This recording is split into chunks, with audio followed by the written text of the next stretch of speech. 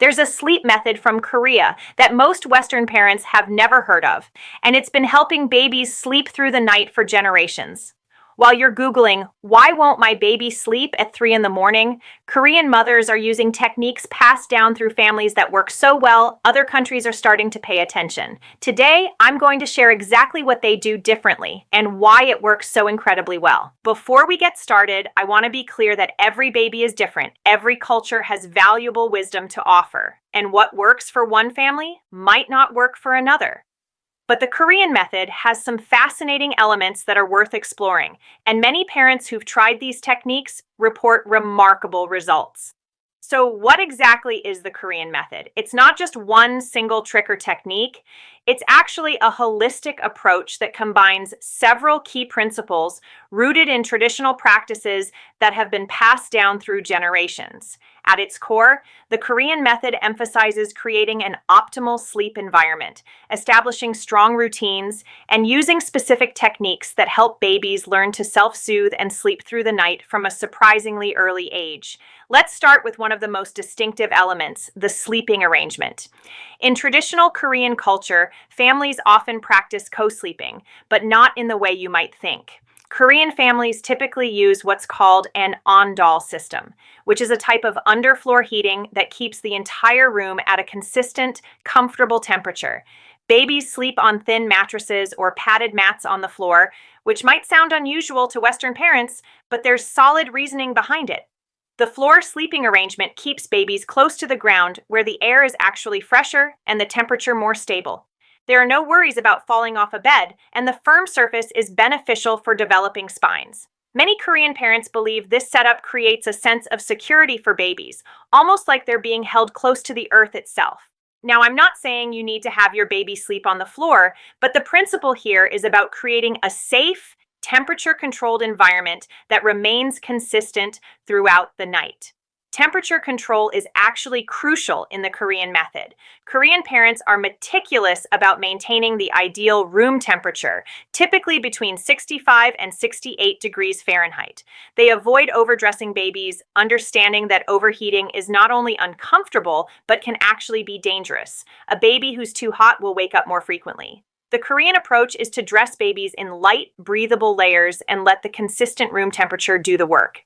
This attention to thermal comfort is something that's often overlooked, but can make a tremendous difference in sleep quality.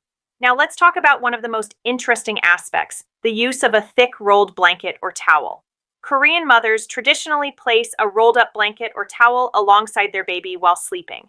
This isn't for warmth, it's for security.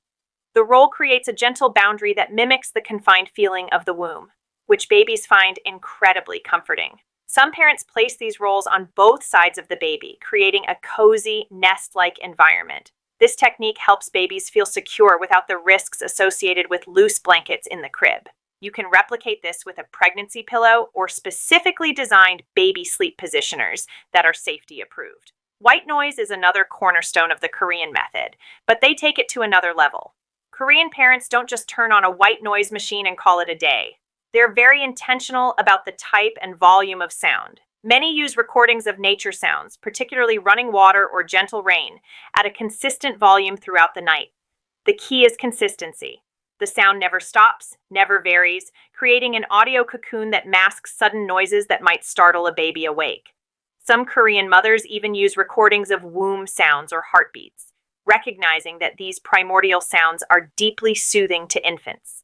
The volume is kept at a level that's noticeable but not overwhelming, typically around 50 to 65 decibels, similar to a shower running in the next room. Swaddling in Korea has its own style. Traditional podegi techniques focus on firm, comfortable pressure, especially around the upper body, to prevent babies from startling themselves awake with arm movements. The hips stay loose for natural movement while the arms are kept snug. As babies begin rolling, Korean parents stop full swaddling but often switch to sleep sacks that still provide that secure, contained feeling. Routine is a central pillar of Korean baby sleep. Parents create bedtime rituals very early, sometimes within weeks, and repeat them with exact consistency.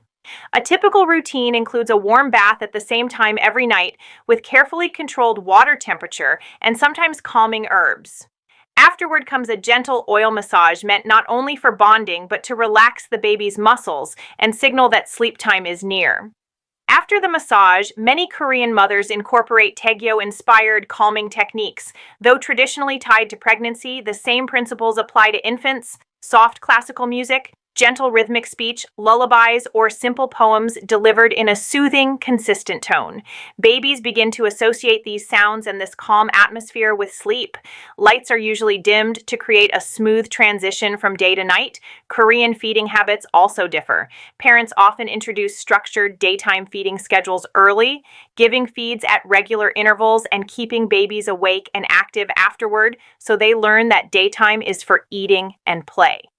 Before bed, babies get one final large feed, sometimes a dream feed while drowsy, to fill them up and extend nighttime sleep. This last feeding is kept quiet and low stimulation to reinforce that bedtime has arrived.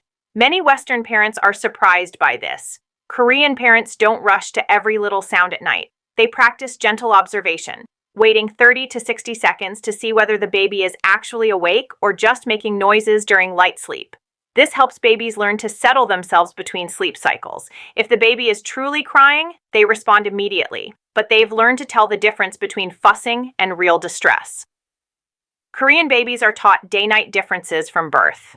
Daytime is bright, noisy, and active even during naps. As evening comes, lights dim, voices soften, and the home gradually shifts into sleep mode long before bedtime. That slow transition makes falling asleep easier than suddenly going from bright chaos to darkness. Touch is used intentionally.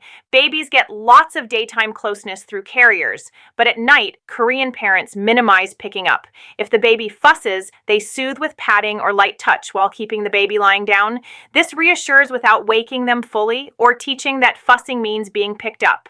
Lighting is carefully managed. Evenings use warm, dim lights to protect melatonin. Night check-ins are done with minimal light, often hallway light or a dim red night light. Sleep spaces are kept very dark with blackout curtains. Traditional techniques passed down by grandmothers include rhythmic back patting that mimics a heartbeat, steady, predictable, and calming. Slow, subtle rocking is also used, meant to lull rather than stimulate. During growth spurts and regressions, Korean parents rely on consistency instead of changing routines.